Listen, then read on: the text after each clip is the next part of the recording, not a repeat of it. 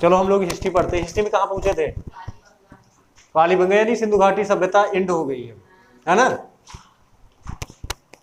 तो सिंधु घाटी सभ्यता के बाद क्या पढ़ेंगे हम लोग? वैदिक पढ़ेंगे क्या? अच्छा,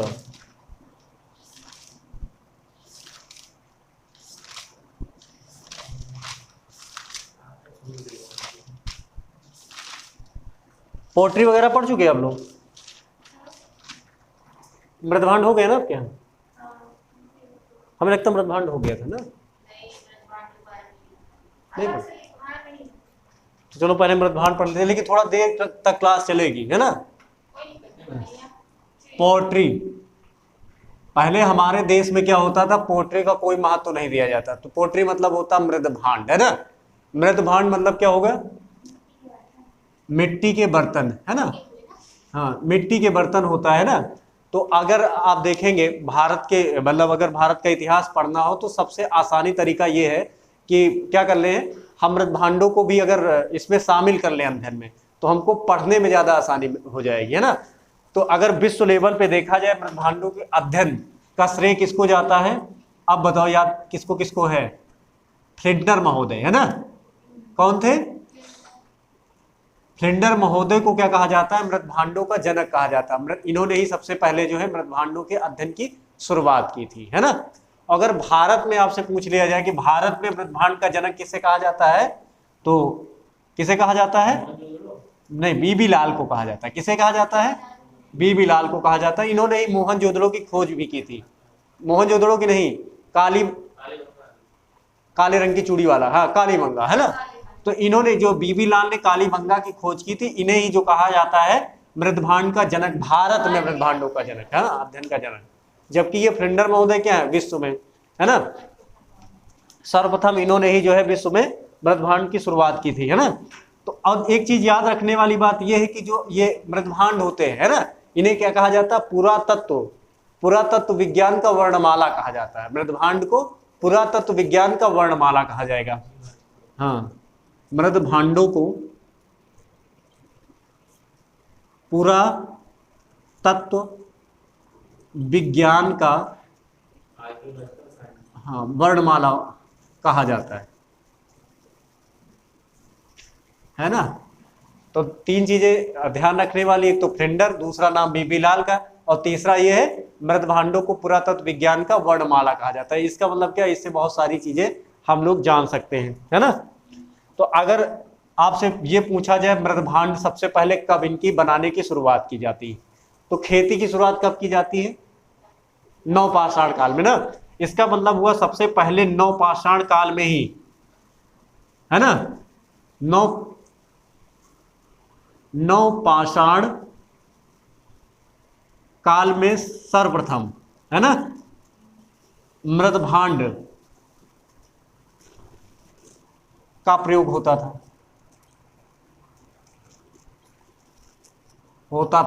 क्योंकि आपको पता है मतलब आग का आविष्कार तो हो जाता पूरा पाषाण काल में, है ना। जब आग का आविष्कार हो जाता तो खाना वगैरह पका करके आदमी खाना शुरू कर देता है ना। उसके बाद आ जाता है मध्य पाषाण काल, है ना। मध्य पाषाण काल में कुछ होता नहीं है, उसमें केवल नुकीले औजारों का प्रयोग करना शुरू कर देते हैं ना। हाँ, हंटिंग करना शुरू कर देते हैं, वो भी नुकीले औजारों से, आसानी से, है ना। उसके बाद क्या हो जाएगा? धीरे धीरे लोग खेती करना सीख लेते हैं। तो जो खेती का रूप आपको देखने को मिलेगा वो किस काल में मिलेगा? नवपाषाण काल में मिलेगा। नवपाषाण काल में अब जब आपके पास अनाज पैदा होने लगेगा तो अनाज को रखने के लिए कोई बर्तन चाहिए, है ना। तो वो बर्तन कौन सा हो जाएगा? यही मृदभांड हो जाएंगे। उन बर्तनों का स्थान कौन ले लेगा? मृदभांड लेंगे। तो मृदभांड इसलिए बनाए जाते ताकि बर्तन रखे जाए, और खाना वगैरह पकाने के लिए छोटे छोटे बर्तनों का भी निर्माण शुरू हो जाता है। तो हमारे देश में या विश्व में सबसे पहले मृदभांड कब मिले थे? नवपाषाण काल में, है ना। नवपाषाण काल में सबसे ज्यादा पहले मृदभांड मिले। अगर आपसे पूछा जाए भारत में सर्वाधिक मृदभांड किस जगह पे पाए गए? भारत में सर्वाधिक मृदभांड किस जगह पे पाए गए हैं? गुजरात में या हस्तिनापुर में?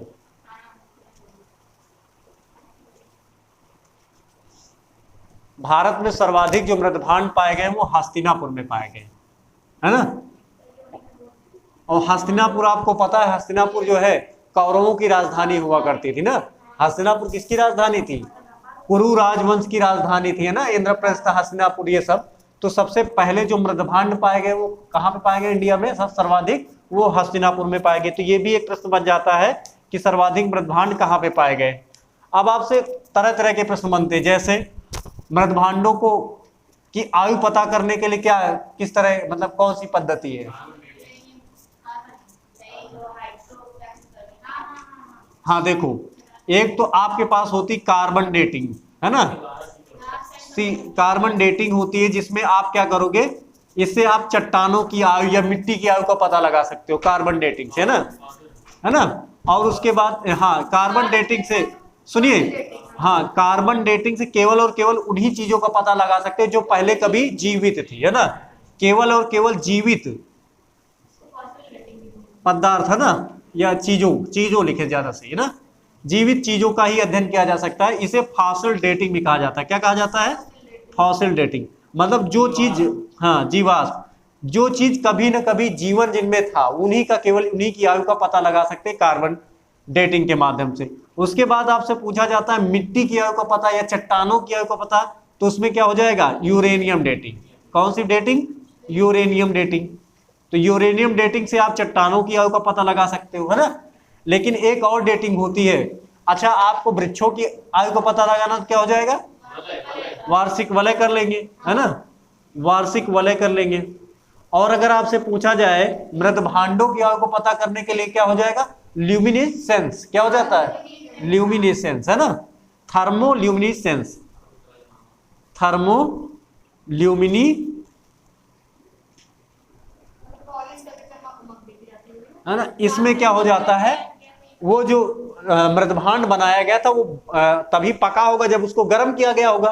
तो इसे ये पता किया जा सकता है कि कितने वर्ष पहले ये जो मिट्टी का घड़ा है वो गर्म किया गया था ना, तो उसके तापन की उम्र का पता लगाया जा सकता है। तो इससे पता चल जाएगा कि ये जो मृदभांड है कितने वर्ष पुराना है ना।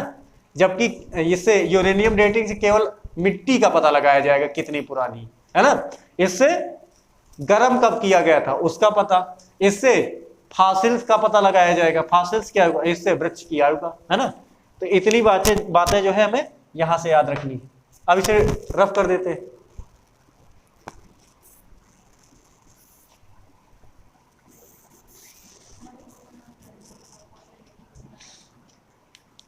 इसके बाद हम देखें भारत में जो मृदभांड पाए गए वो किन किन कलर के पाए गए, है ना, किस काल में कौन से पाए गए। तो हमारे यहां देखेंगे, सबसे पहले अगर आप देखें, एक तो सबसे पहले हो जाता नवपाषाण काल, या है ना, सबसे पुराना वाला हो जाएगा। तो नवपाषाण काल में एक तो हो जाएगा, है ना। नवपाषाण काल के बाद आप देखेंगे कौन सी आएगी सभ्यता भारत में? वैदिक आएगी या हड़प्पा आएगी? तो पहले आ जाएगी हड़प्पा, है ना। कौन सी आ जाएगी? हड़प्पा सभ्यता आ जाएगी। तो नवपाषाण काल की बहुत पुराने अवशेष पाए जाएंगे, है ना। फिर हड़प्पा आ जाएंगे। हड़प्पा के बाद कौन सी आ जाएगी? वैदिक। कौन सी आ जाएगी? वैदिक। वैदिक के बाद कोई आएगा? नहीं, वैदिक के बाद उत्तर वैदिक दोनों एक ही में रख लो। और उसके बाद आ जाएगा महाजनपद काल। कौन सा आ जाएगा? महाजनपद काल, जब लोहे का आविष्कार हो जाता है ना। हाँ, 16 मार्च। नवपाषाण काल के ही उत्तर नवपाषाण काल में, नवपाषाण काल जब अंत हो रहा था, इसी समय किसकी खोज हो जाती है? तांबे की खोज होगी। किसकी खोज हो जाएगी? तांबे। और यहाँ पे किसका प्रयोग किया जाता है? कांसे का। कांसे का ना। और यहाँ पे क्या? लोहे का, है ना। और यहाँ पर भी लोहे का, ठीक है ना। यहाँ पे खोज होगी, यहाँ पे बहुतायात में ज्यादा मात्रा में इसका प्रयोग होगा। और लोहे के कारण ही महाजनपदों में क्या हो जाएगा? हाँ, युद्ध वगैरह हो गए, लोहे के हथियार बनने लगेंगे, तो योद्धा वर्ग प्रभावी हो जाएगा। फिर जो छोटे छोटे जो क्षेत्र होंगे वो क्या किस में बदल जाएंगे? महाजनपद में बदल जाएंगे।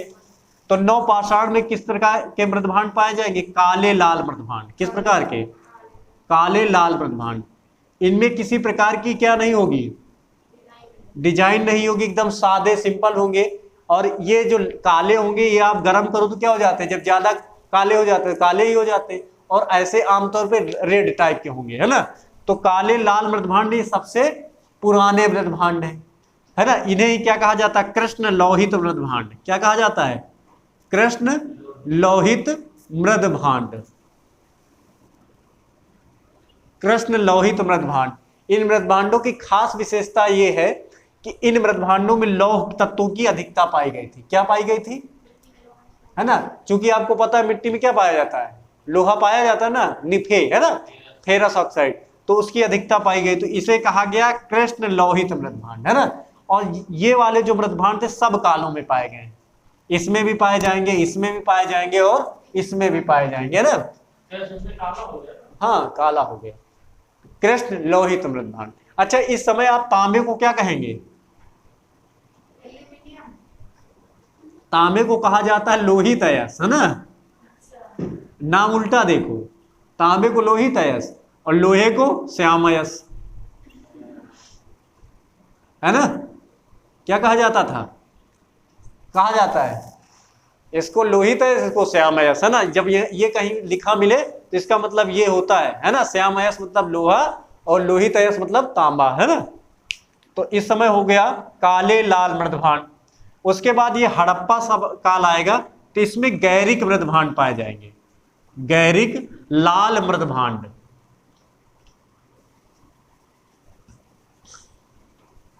गैरिक लाल मृदभांड। चूंकि हड़प्पा जो काल होता था ये किस प्रकार का काल था, इसमें व्यापार बहुत ज्यादा होता था, कृषि के साथ व्यापार भी होता था, है ना। तो अब व्यापारिक उपयोग के लिए मृदभांडों का भी प्रयोग किया जाता था।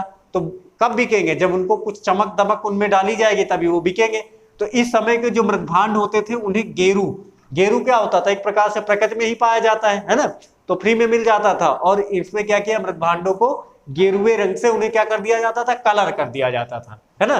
तो इसे ये देखो लिखा क्या है, गैरिक लाल मृदभांड। और गेरू किस कलर का होता है, लाल कलर का। तो गैरिक लाल मृदभांड किस काल में पाए जाते थे, हड़प्पा काल में। ये लगाने के लिए आता है कभी कभी सीधे सीधे, है ना, मैचिंग के लिए। हाँ, उसके बाद ये आ जाएगा वैदिक काल। कौन सा काल आ जाएगा, वैदिक काल, है ना। तो वैदिक काल में क्या खूबी आएगी, है ना, इसमें आ जाएंगे चित्रित धूसित, है ना, चित्रित धूसर मृदभांड। कैसे आ जाएंगे, मृदभांड। अभी यहां पे क्या किया गया था, केवल उनमें कलर किया गया था। अब आगे क्या बना दिया गया, उनमें पोट्री बना दी गई, उनमें, है ना, चित्र वगैरह डिजाइन वगैरह बना दी जाती है। किस काल में, वैदिक काल में। धीरे धीरे विकास हो रहा है ना। तो इन्हें कहा जाता पेंटेड ग्रे पोएट्री, है ना, पेंटेड ग्रे पोएट्री, पोएट्री, है ना, ये PGW, है ना। अच्छा, एक चीज और ध्यान रखने वाली बात है, पोएट्री का जो टेक्निकल नाम इतिहास में प्रयोग किया जाता है वो वेयर का प्रयोग किया जाता है, ये, है ना, ठीक है ना। तो इसे आप क्या कहोगे, काले, काले को क्या कहते हैं, ब्लैक रेड मृदभांड, है ना, BRW, ये कह सकते हैं ना, ब्लैक रेड। हाँ हाँ, वेयर बोलो, BRW। इसे क्या आप बोल देते हैं, OCW, है ना, गैरिक, हाँ, कलर पोट्री, है ना, या कलर वेयर, है ना, गैरिक मृदभांड। इसमें क्या हो जाएगा, पेंटेड ग्रे पोट्री या पेंटेड ग्रे वेयर, है ना। तो ये हो जाएंगे चित्रित धूसर मृदभांड। अब आपसे पूछ लिया जाए महाजनपद काल में क्या हो जाएगा, तो महाजनपद काल में थोड़ा सा इसमें और विशेषता आ जाएगी। इस काल के जो मृदभांड आपको देखने को मिलेंगे वो बहुत चमकीले मिलते हैं। क्या मिलते हैं, बहुत चमकीले। जब दूर से देखोगे तो चमक दमक उसमें रहती है ना। जैसे आप देखोगे सारनाथ में क्या बना है, सारनाथ में एक वो नहीं है, वो एक, इसे क्या कहा जाता है, धर्म चक्र प्रवर्तन, है ना, धर्म चक्र प्रवर्तन है। उसमें पॉलिश की गई है ना, पॉलिश की गई, तो आज भी वैसी ही पॉलिश है ना। हाँ, तो महाजनपद, अब ये धर्म चक्र प्रवर्तन किस काल में बना था, महाजनपद काल में, अशोक के काल में बना था। तो ये महाजनपद काल ही है। तो महाजनपद काल में क्या किया गया था, पॉलिश का प्रयोग किया गया था। किसका प्रयोग किया गया है, पॉलिश का। तो इस काल में जो मृदभांड होंगे किस प्रकार के होंगे, पॉलिश किए, है ना। तो इन्हें क्या कह दिया जाएगा, north black painted ware, north black painted ware. Hindi में इन्हें क्या कहेंगे, हिंदी में क्या कहेंगे इन्हें, उत्तर काले पेंटेड यानी चमकीले मृदभांड, उत्तरी काले चमकीले, है ना। हाँ पेंटेड चमकीले, लेकिन पॉलिश का प्रयोग तो चमकीले कहेंगे ना। उत्तरी काले चमकीले मृदभांड, उत्तरी काले चमकीले मृदभांड, है ना। तो इस काल में किस प्रकार के हो जाएंगे? नवपाषाण में काले लाल मृदभांड। इनमें कोई विशेष कलाकारी नहीं प्रयोग की, बस ऐसे बनाया और पका लिया। इस काल में रंग दिया गया किससे? गेरू से, तो गैरिक लाल मृदभांड हो गया। इस काल में क्या हो गया? उनमें चित्रकारी कर दी गई, तो इसे क्या कह दिया गया? चित्रित धूसर मृदभांड, है ना।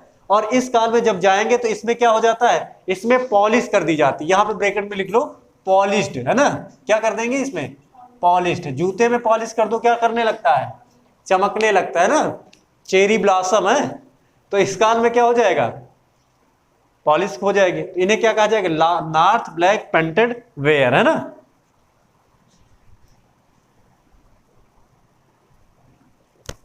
अब अगर आपसे पूछा जाए आयरन ऑक्साइड की अधिकता किस काल के मृदभांडों में पाई जाती है?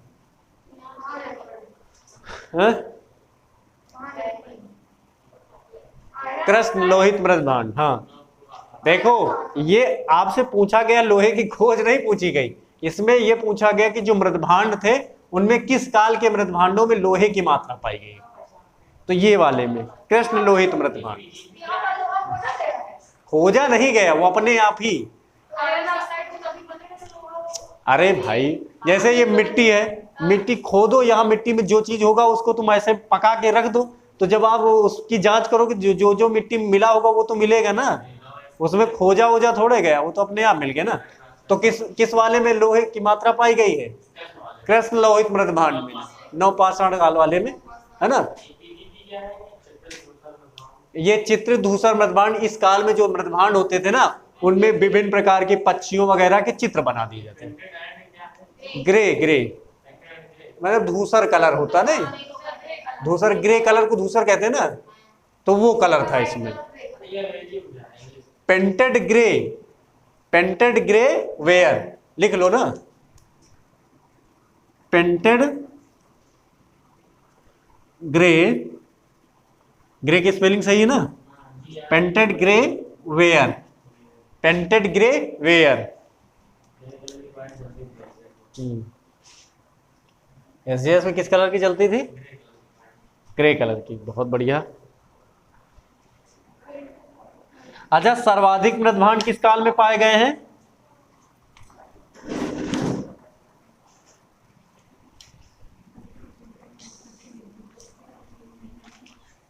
अच्छा, अगर आपसे पूछा जाए भारत में सर्वाधिक मृदभांड किस राज्य में पाए गए तो क्या बताओगे? हस्तिनापुर उत्तर प्रदेश में है कि मध्य प्रदेश में? ये बताओ पहले तो। यूपी में है पक्का? हस्तिनापुर वहां पे हरियाणा में है, मेरठ से थोड़ा दूर है। हाँ, तो अगर आपसे पूछा जाए सर्वाधिक मृदभांड किस राज्य में भारत में पाए गए? सर्वाधिक मृदभांड हरियाणा में पाए गए। कहाँ पाए गए? हरियाणा। हरियाणा में भी कहाँ? हस्तिनापुर में। कहाँ पे? हस्तिनापुर में। हस्तिनापुर है कहाँ? मेरठ से 40 या 45 किलोमीटर दूर पड़ेगा, है ना, 40-45 किलोमीटर। ठीक है, हस्तिनापुर। ठीक है, तो ये हरियाणा में पड़ता है। मृदभांडों का अध्ययन का जो जनक है किसे कहा जाता है भारत में? बीबी लाल को। विश्व में किसे कहा जाता है? फ्लेंडर को ना। और अगर आपसे पूछा जाए अंतरराष्ट्रीय मानव विज्ञान संग्रहालय कहाँ पे है? अंतरराष्ट्रीय मानव विज्ञान संग्रहालय, अंतरराष्ट्रीय मानव विज्ञान, हाँ वेरी गुड, अंतरराष्ट्रीय मानव विज्ञान संग्रहालय प्रियंका कहाँ पे है? ये कोपेनहेगन में। कहाँ पे है ये? कोपेनहेगन। और कोपेनहेगन कहाँ पे है? डेनमार्क में। कहाँ पे पड़ेगा? डेनमार्क में। ये आपका हो जाता है डेनमार्क में ना। डेनमार्क की कैपिटल है। डेनमार्क किस महाद्वीप का देश है? यूरोप महाद्वीप का ना। ये आप देखेंगे कहाँ पड़ता है? हाँ, स्कैंडिनेवियाई देशों में आ जाता है वहीं पे ना। हाँ, अब अगर पूछ लिया जाए, अगर पूछ लिया जाए भारत में राष्ट्रीय इंदिरा गांधी मानव विज्ञान संग्रहालय कहाँ पे है? हाँ एमपी में है। इंदिरा गांधी मानव विज्ञान संग्रहालय, ये कहां पर पड़ जाता है? भोपाल में। भोपाल में पड़ेगा। भोपाल कैपिटल है मध्य प्रदेश की, है ना, शिवराज सिंह वाली। कोपेनहेगन कैपिटल है, स्थान का नाम है ना, कोपेनहेगन, है ना, कोपेनहेगन। हो सकता है थोड़ा राइटिंग में मिस्टेक रहती है हमारी।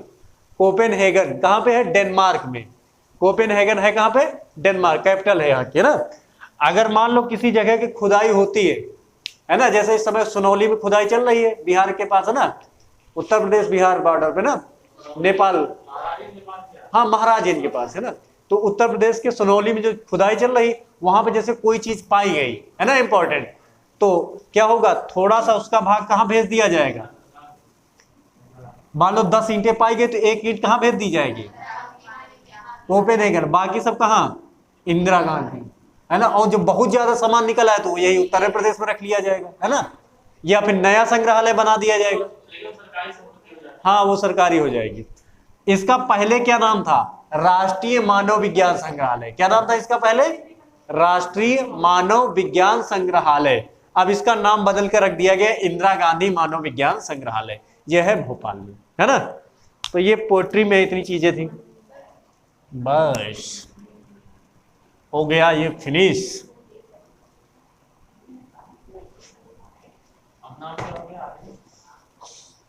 अब इंदिरा गांधी हो गया, वही लिखा है इंदिरा गांधी वाला। हाँ भोपाल में। सिक्के पढ़ेंगे?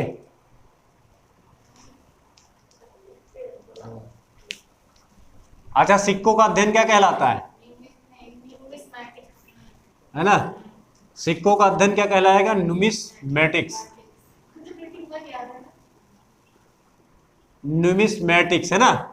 सिक्कों को अंग्रेजी में क्या कहा जाता है? कॉइन्स कहा जाता है। क्या कहा जाता है? कॉइन्स कहा जाता है। तो अगर आप देखोगे भारत में सिक्के किस काल में मिले हैं, किस काल के, तो किस काल के मिले हैं बताओ? बताओ बेटा। अरे वाह, हाँ थोड़ा ढंग से याद करो भाई। हैं?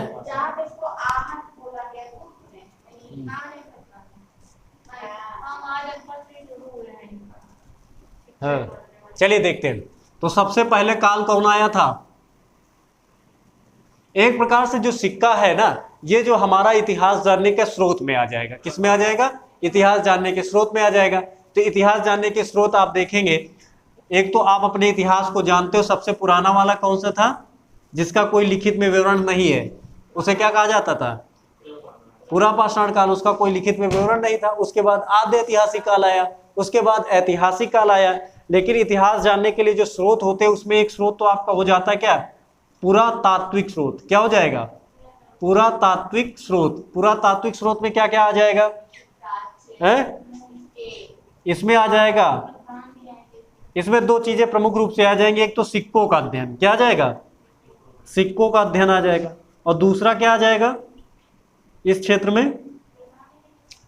अभिलेख आ जाएंगे ना, जो खुदाई वगैरह में मिलते हैं ना, अभिलेख। अभिलेख आ जाएंगे, स्तंभ लेख वगैरह जो है वो सब आ जाएंगे, अभिलेख, है ना। तो इतिहास जानने के स्रोत में एक तो हो जाएगा पुरातात्विक स्रोत, है ना। तो इसमें हम लिख लेते हैं इतिहास जानने के स्रोत, है ना, ये ज्यादा सही रहेगा। डायरेक्ट सिक्का पढ़ने से अच्छा थोड़ा सा इतिहास को जोड़ते हुए पढ़ते हैं इतिहास जानने के स्रोत में। तो पहला हो जाएगा सिक्कों का अध्ययन, दूसरा हो जाएगा अभिलेख। और दूसरी चीज, आप अब भारत के इतिहास को कहां से जानते हो? जो विदेशी विवरण है ना, विदेशी विवरण के माध्यम से तो अपने इतिहास को जान लेते हैं, है ना। जैसे आप मेगास्थनीज की इंडिका से बहुत सारी जानकारी प्राप्त कर लेते हो, इब्न बतूता की रेहला से, है ना। तो इन सभी विदेशी, हाँ विदेशी विवरण, हाँ उसमें आ जाएगा विदेशी विवरण, आ जाएगा विदेशी विवरण हो जाएगा ना। इसमें विदेशी यात्रियों के विवरण मुख्य रूप से मिल जाएंगे। उसके बाद आप देखेंगे साहित्य, है ना। किस प्रकार का साहित्य आप देखते हैं? साहित्य हर जमाने में लिखा जाता था, साहित्य हो जाएगा। और साहित्य में भी दो प्रकार का साहित्य लिखा जाता है भारत में। एक तो आपका हो जाएगा धार्मिक साहित्य। क्या हो जाएगा? धार्मिक साहित्य। और दूसरा हो जाएगा अधार्मिक साहित्य। क्या हो जाएगा? अधार्मिक साहित्य। अधार्मिक साहित्य में क्या क्या आ जाएगा?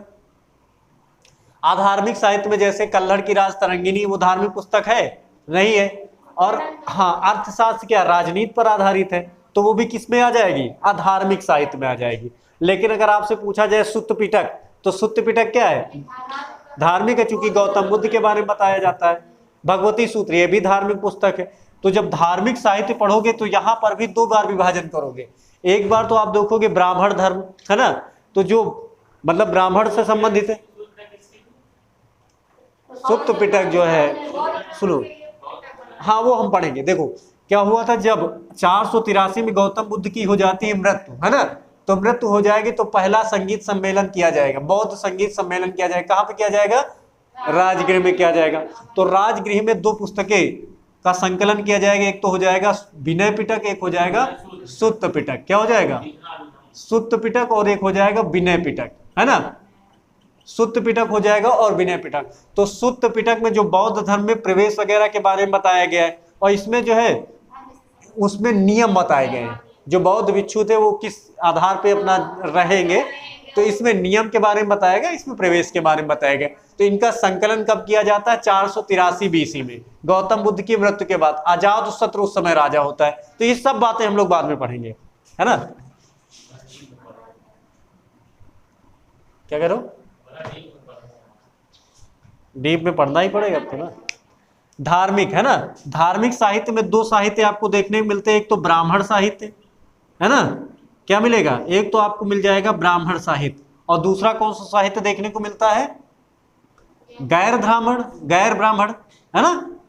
गैर ब्राह्मण में भी दो चीजें, एक तो आपको बौद्ध मुख्य रूप से देखने को मिलेगा, पहले जैन मिलेगा फिर बौद्ध, जैन और बौद्ध और अन्य, है ना।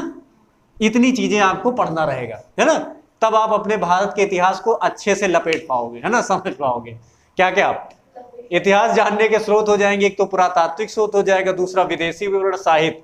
तो पुरातात्विक स्रोतों में क्या क्या आप खुदाई में क्या मिलेगा? सिक्के मिल जाते हैं, है ना, सिक्के मिल जाएंगे, किसी का हाथ टूटा है वो मिल जाएगा, खोपड़ी मिल जाएगी। अभिलेख में क्या, जैसे कुछ लिखाया गया आज जमीन में धंसे हुए मिल गए, है ना। तो ये सारी चीजें, तो इन्हीं सब चीजों का अध्ययन करेंगे आज हम लोग। अपने पहले सबसे पहले किसका अध्ययन करेंगे? सिक्कों का, है ना। तो सिक्कों का अध्ययन क्या कहलाता है? नेमिस्मेटिक, है ना। सिक्कों के माध्यम से हमको विभिन्न राजवंशों के बारे में पता चल जाता है कि किस काल में, है ना, कई बार उस राजा का नाम उसमें मिल जाता है ना, और वो सिक्का किस धातु का पता था, तो इसे पता चला। मान लो सोने का सिक्का किसी काल में चला, तो इसका मतलब वो काल कैसा रहा होगा? काफी समृद्ध रहा होगा। अब मान लो क्या टीन का सिक्का चला दिया जाए तो क्या गरीब राज्य हो जाएगा ना। तो सिक्कों के बारे में हमें राजवंशों के, हाँ तो और क्या, तो काफी दिक्कत तो है। हाँ बिल्कुल चला, अभी देखो सारे सिक्के मिलते हैं। अभी देखो सबसे पहले हम सिक्कों को जब देखते हैं, हड़प्पा काल आएगा। कौन सा काल आएगा? हड़प्पा काल आएगा। हड़प्पा काल में देखो क्या मिलती थी? मुहरें मिलती थी, है ना, सिक्के मिलते थे। वो जो सिक्के होते थे किस चीज के बने होते थे? टेराकोटा या सेल खड़ी के। किसके मिलते थे? टेराकोटा, ये सेल खड़ी, ये मिट्टी होती थी एक तरह से देखा जाए ना, है ना। मिट्टी को पका करके बना दिया जाता, सेल खड़ी के सिक्के होते थे, ठीक है। तो सबसे पहले किस चीज के सिक्के बने थे?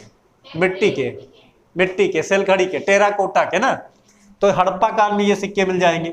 उसके बाद जो दूसरा काल आ जाता है ना, मौर्य वगैरह में ज्यादा कुछ सिक्के वगैरह के बारे में नहीं मिलता है ना। मौर्य, फिर इसमें हड़प्पा के बाद आप देखेंगे कौन सा काल? मौर्य काल। कौन सा काल देखेंगे? मौर्य काल, है ना। तो मौर्य काल में सिक्के चलते हैं, बहुत इंपॉर्टेंट। एक तो कौन सा सिक्का चलेगा? हाँ गले का हार, वो उसमें चलता है वैदिक धर्म के समय, नहीं वो गुप्त के समय में, गुप्त में, वो सब पढ़ेंगे बाद में, सब आ जाएगा एक क्रम से। मौर्य काल, मौर्य काल में कौन सा सिक्का चलेगा? एक तो होगा पण, है ना, आहत और पंचमार्क। पण, आहत और पंचमार्क, है ना। ये जो सिक्के होते थे किस चीज के बने होते थे? है ना, ये सब चांदी के सिक्के होते थे। आहत और पंच का मार्क में एक खास विशेषता होती थी। इनमें क्या किया जाता था? इनमें आहत, चोट पहुंचा दी जाती थी, है ना। क्या बनाते? मार्क बना दिया जाता था। जैसे आप पेड़ा बनाते घर में देखते हैं, उसमें क्या कर दिया जाता? उसके ऊपर छाप लगा दी जाती थी। तो इस समय जो है मौर्य काल में इस प्रकार के सिक्के देखने को मिलते, आहत और पंचमार्क, है ना। ये दोनों एक ही, आहत मतलब चोट देना होता है ना, और ये जो सिक्के होते थे कितनी कितनी प्रकार की धातुओं से मिलकर बनते थे? 5 प्रकार की धातुओं से ना, इसीलिए इन्हें पंचमार्क कह दिया जाता है ना। तो 5 धातु से, जो पंचमार्क सिक्का होता था वो 5 धातुओं से, और जो पण सिक्का होता था सिर्फ एक धातु से, वो धातु थी चांदी। और ये इधर वाले किससे? 5 धातुओं से ना। ये आहत और पंचमार्क एक ही है, एक ही चीज है। हाँ हाँ, है ना। मौर्य के बाद जो है, अब मौर्यों के बाद आप देखेंगे यूनानी। भारत में सोने के सिक्के कौन चलाता है? यूनानी। जब भारत में हिंद यूनानी आक्रमण होता है ना, भारत में ये आपका एक क्रम होता ISPK, है ना, हिंद यूनानी, शक, पहलो और कुषाण, है ना। जब गुप्तोत्तर काल के पहले का जो काल होता है ना, सबसे पहले मगध में कौन शासन करेगा? एक बृहदत्त वंश हो जाता है ना। बृहदत्त वंश के बाद आपका आ जाएगा हर्यक वंश, हर्यक वंश के बाद आ जाएगा शिशुनाग वंश। नहीं भाई, वो तो मध्यकाल में आया ना। हर्यक वंश, शिशुनाग वंश, उसके बाद आ जाएगा नंद वंश, है ना, नंद वंश। और फिर नंद के बाद मौर्य वंश आ जाएगा, और मौर्य वंश के बाद शिशुनाग हो गया, शुंग वंश आ जाएगा। कौन सा वंश आ जाएगा? शुंग वंश हो जाएगा बस। अभी उसके बाद आएगा कर्ण वंश। क्या आ जाएगा? ये कर्ण वंश आ जाएगा, और कर्ण वंश के बाद आ जाएगा सातवाहन वंश। कौन सा वंश आ जाएगा? हाँ, आ तो गया ये हर्यक वंश। दूसरा वंश हर्यक वंश है ना। इसमें आप देखोगे जो बृहदत्त वंश होता है, इसमें भीम और जरासंध की मल्ल युद्ध का वर्णन मिलेगा आपको, है ना, है ना। ये भीम वाला वंश है, बहुत पुराना, है ना। हाँ, ये भीम के समय का है। ये महाभारत कालीन वाले के इस मिलेंगे, है ना। अगर आप अभी बिहार में जाओगे तो यहाँ जरासंध महल भी है, देखने को मिलता है, जरासंध महल, है ना। उसके बाद आ जाता है हर्यक वंश। कौन सा वंश आ जाएगा? हर्यक वंश, है ना। तो हर्यक वंश के बारे में आपको पता है। हर्यक वंश के बाद शिशुनाग वंश, शिशुनाग के बाद नंद, और नंद के बाद मौर्य। तो मौर्यों के समय में जो सिक्के चलते थे वो किस चीज के चलते थे? पड़। पड़ किस चीज, कौन सी धातु होती थी? चांदी। उसके बाद आहत, पंचमार्क, ये 5 धातुओं से मिलकर बने थे। उसके बाद यूनानी। जब ये यूनानी आते हैं, इतने वंशों का शासन हो जाता है, तो सातवाहनों के काल में इनका, हिंद यूनानियों का भारत में आक्रमण शुरू हो जाता है ना। आक्रमण पहले से शुरू हो जाता है, लेकिन यहाँ पे इनका शासन शुरू हो जाएगा। तो यूनानी लोग भारत में सोने के सिक्के चला देंगे। किसके सिक्के? सोने के सिक्के। तो भारत में सबसे पहले सोने के सिक्के कौन चलाता है? यूनानियों के द्वारा, है ना। अब सोने के सिक्के चालू हो गए, उसके बाद क्या होगा?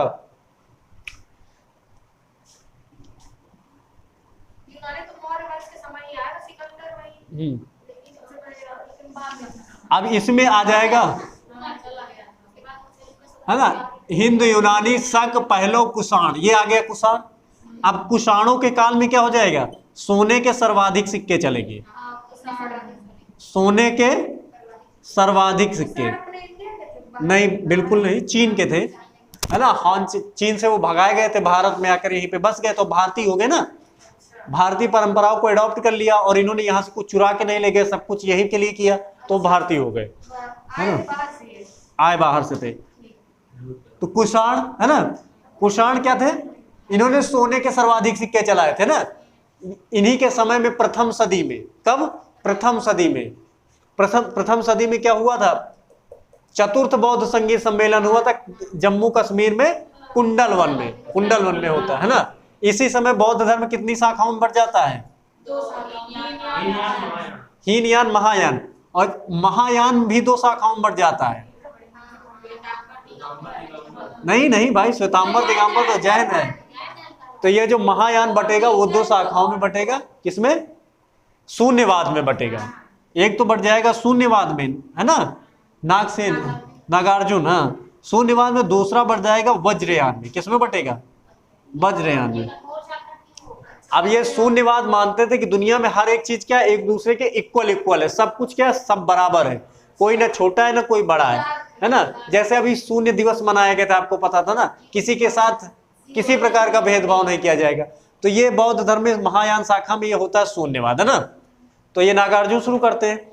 और दूसरा होता है वज्रयान शाखा। वज्रयान शाखा में ये क्या कहा जाता है कि आपको जो मना है वो करो, चाहे आप दारू पियो, चाहे आप क्या करो, नशा करो, चाहे मतलब अपने हिसाब से जिंदगी जियो।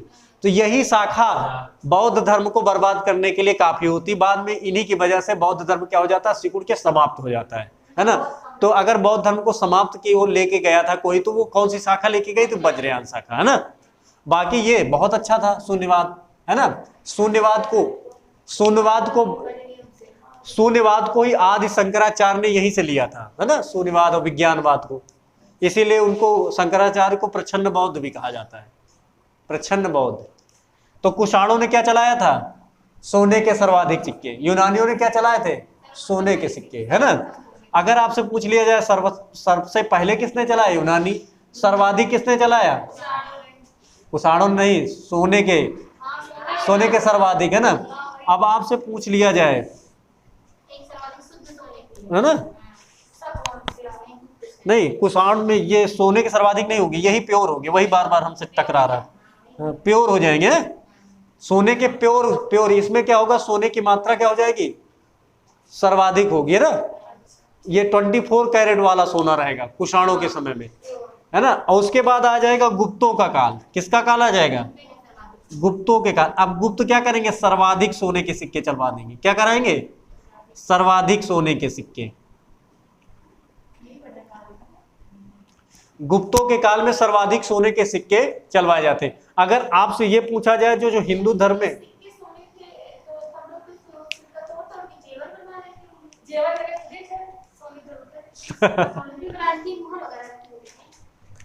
और क्या, इतना आसान थोड़ा था।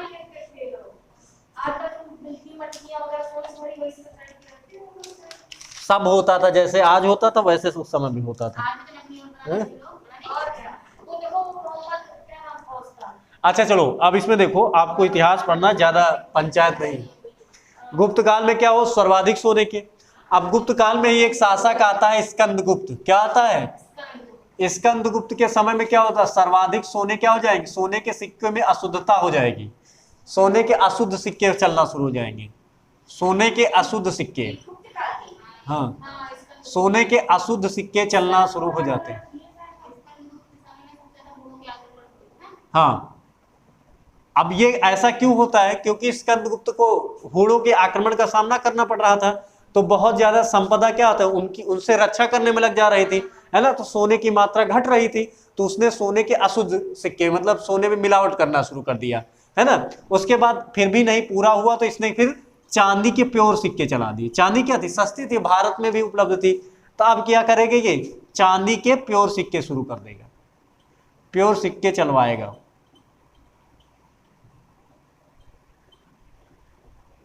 है ना। चांदी के प्योर सिक्के कौन चलवाता है, स्कंदगुप्त चलवा देगा, है ना। स्कंदगुप्त चांदी के प्योर सिक्के और सर्वाधिक अशुद्ध सोने के सिक्के किस काल में हो जाएंगे, स्कंदगुप्त काल में हो जाएंगे, है ना। अगर आपसे पूछा जाए चांदी के सर्वाधिक सिक्के किस काल में मिलते हैं,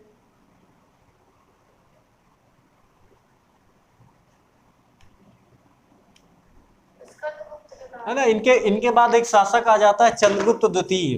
क्या आएगा, चंद्रगुप्त, हाँ, द्वितीय। इसी के काल में सर्वाधिक हो जाएंगे ना, चांदी के, चंद्रगुप्त द्वितीय। उसके बाद एक होता मयूर शैली के सिक्के।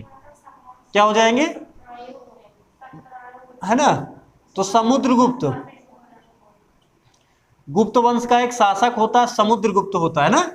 तो समुद्रगुप्त को क्या कहा जाता है, भारत का नेपोलियन कहा जाता है ना। हाँ, इसने कभी हार का सामना नहीं किया था। और कहा जाता है कि समुद्रगुप्त का घोड़ा जो है 3 समुद्रों का पानी पीता था। कितने समुद्रों का, 3 समुद्रों का।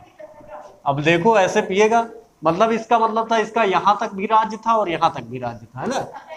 हाँ, मतलब ये इधर भी, इधर अरब सागर, इधर बंगाल, इधर मन्नार की खाड़ी, है ना।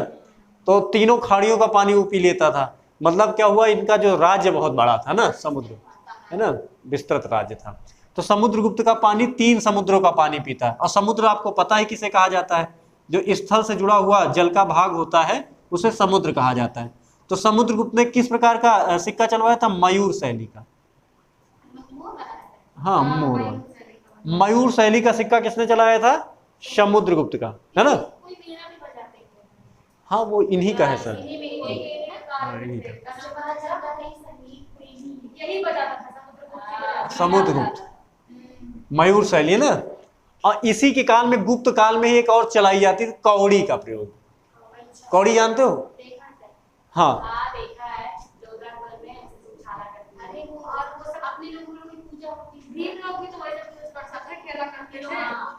है ना, कौड़ी का प्रयोग मुद्रा के रूप में किया जाता है।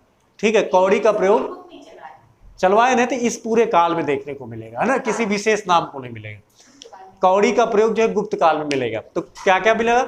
चंद्रगुप्त के समय में चांदी के सिक्के शुरू हो जाते हैं, और समुद्रगुप्त मयूर शैली के सिक्के चलवाएगा, और वीणा वाला सिक्का भी इनके काल में मिल जाएगा, है ना, समुद्रगुप्त।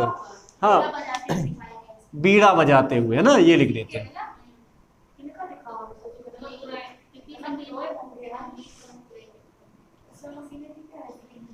बीड़ा बजाती हुई सिक्के ना, उसमें एक ऐसी मुद्रा रही होगी, मुद्रा जिसमें बीड़ा वाला है बना दिया। और कौड़ी का प्रयोग, हाँ वो कौड़ी का मान्यता थी उस टाइम में, है ना। कौड़ी समुद्र वगैरह में पाया जाता, उसी को निकाल के जो है मुद्रा के रूप में प्रयोग किया जाता था कौड़ी का। व्हाइट कलर की होती है।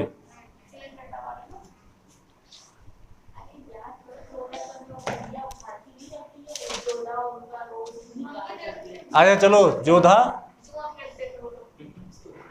सातवाहन काल। प्रियंका कौन सी ठाकुर हो? हाँ ठाकुर कौन सी हो? हैं? तब ठीक है, चलो।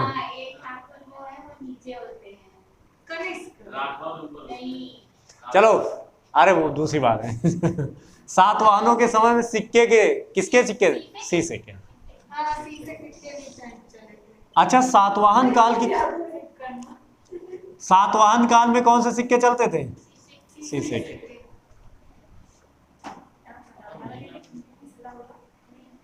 सातवाहन काल में शीशे के सिक्के चलते थे ना, सातवाहन काल में शीशे के सिक्के प्रचलित थे,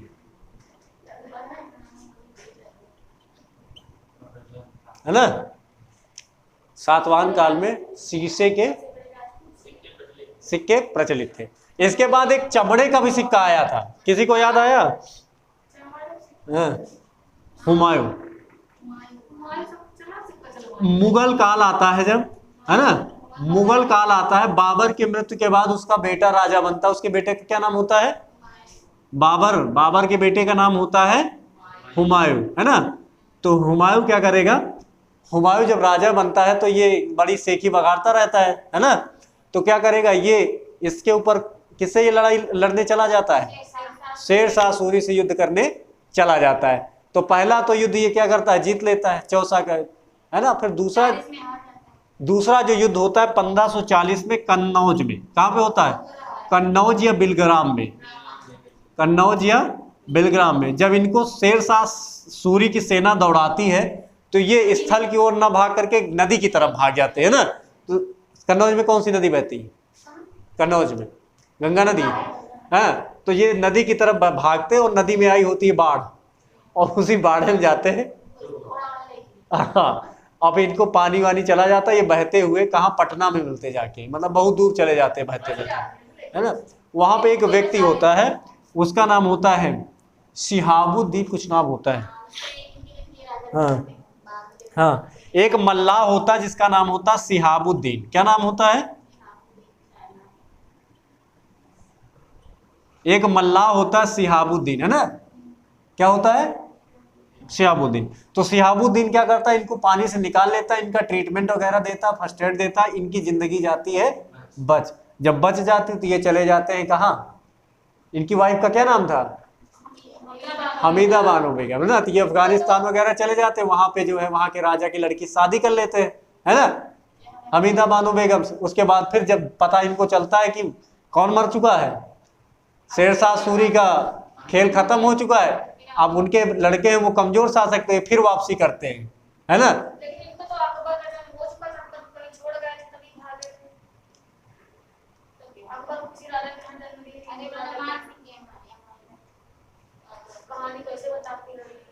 अभी वो बाद में बताएंगे, वो मुझे पता है। वो वीरसाल राजा थे, अमरकोट के राजा वीरसाल। और ये जितने भी कोट शब्द जब आपको देखने को मिले तो ये समझ लो पाकिस्तान में ये क्षेत्र है या तो पंजाब के उधर है, तो ये सब जो उधर ही था। ये सब उधर ही था, है ना। तो ये हो जाए सिहाबुद्दीन, है ना। सिहाबुद्दीन एक मल्लाह होता है जो इनको पकड़ के इनका जीवन बचाता है। बाद में जब इनको वो वचन देते हैं, जब ये बचते हैं तो वचन देते हैं कि जब मैं राजा बनूंगा तो मतलब मैं अगर कभी बचा, अगर मुझे फिर से जिंदगी ने मौका दिया राजा बनने का तो मैं तुम्हें एक दिन का राजा बनाऊंगा ना। तो बाद में 1540 में हारने के बाद ये 1555 में फिर वापसी करेंगे और पुनः जो है मुगल वंश की स्थापना करेंगे। ठीक है, फिर उसके बाद सिहाबुद्दीन को एक दिन का राजा बनाएंगे। तो सिहाबुद्दीन क्या करेगा, एक दिन तो समझने में नायक तो था नहीं है कि एक दिन में सबको धरती पलट दे, है ना, बसों के ऊपर चढ़ के लड़ाई करे। तो ये क्या करता है, ये एक दिन में कुछ करता नहीं, ये जो है चमड़े का सिक्का चला देता है। किसका सिक्का चढ़ा देता है, चमड़े का सिक्का। हाँ, चमड़े का सिक्का किसके द्वारा चलाया जाता है, सिहाबुद्दीन मल्लाह के द्वारा। अगर शासक पूछा जाए उस समय शासक कौन था, तो शासक हुमायूं होता है। उसके पहले भी एक राजा अभी पढ़े थे हम लोगों ने, क्या नाम था उसका, शेरशाह सूरी, है ना। तो शेरशाह सूरी क्या चलाता है, हाँ रुपया, 3 मुद्राएं चलाता है शेरशाह सूरी। शेरशाह सूरी चलाता है, कौन कौन सी मुद्राएं चलाएगा शेरशाह सूरी, एक को दाम चलाएगा, है ना, दाम। और फिर दाम के बाद एक चलाता है असरफी, क्या चलाता है, असरफी। और तीसरी चलाता है रुपया, क्या चलाएगा, रुपया। दाम, असरफी और रुपया। तो दाम क्या होता था, तांबे का बना होता था, तांबे का। ये सामान्य लोगों के बीच में इसका जो चलता था, है ना, सामान। आज भी आप देखो सामान्य लोग कितनी नोट रखते हैं, 100 की, 200 की, 500 की, है ना। जो अमीर लोग होंगे वो रुपया किस में रखते हैं, बिटकॉइन में रखते हैं। किसमें, बिटकॉइन में, लक्ष्मी कॉइन में, मतलब बहुत हाई लेवल में चले गए, है ना। तो ये लोग क्या किसमें, रुपया इनके सामान्य गरीब लोगों के पास होता था, तांबे वाला रुपया होता था। इसे क्या कहा जाता था, दाम कहा जाता था। दाम, है ना, वो तांबे का बना होता था। उसके बाद आप देख रहे हैं अमीरों के लिए रुपया था असरफी का। असरफी किस धातु की बनी होती थी, सोने की, है ना। असरफी होती थी स्वर्ण, है ना, है ना। कहते इतनी असरफियां दो, इतनी असरफियां दो, उतनी असरफियां दो। हाँ पहले। अब हो गया फिर रुपया। रुपया बना होता था चांदी का। किसका बना होता था, चांदी का। यही जो चांदी का रुपया होता था, आज के समय में आप देखोगे तो रुपया के रूप में हम लोग जो है भारत की मुद्रा रुपया ही बन गई है, जिसका प्रतीक क्या हो गया, ऐसे तो है। इसको किसने बनाया था, है ना, उदय, है ना, बम्बई आईआईटी के, है ना, उदय जी ने बनाया था। रुपया 2010 या 11 में था, ऐसे 2010 में, है ना, उदय। तो ये रुपया कहां से आया है, शेरशाह सूरी वाले रुपया से। वो किस चीज का बना था, चांदी का, है ना। तो चलो रुपया भी खत्म हो गया, अब कंप्लीट हो गया। चलो अब बताओ ऐसे ही।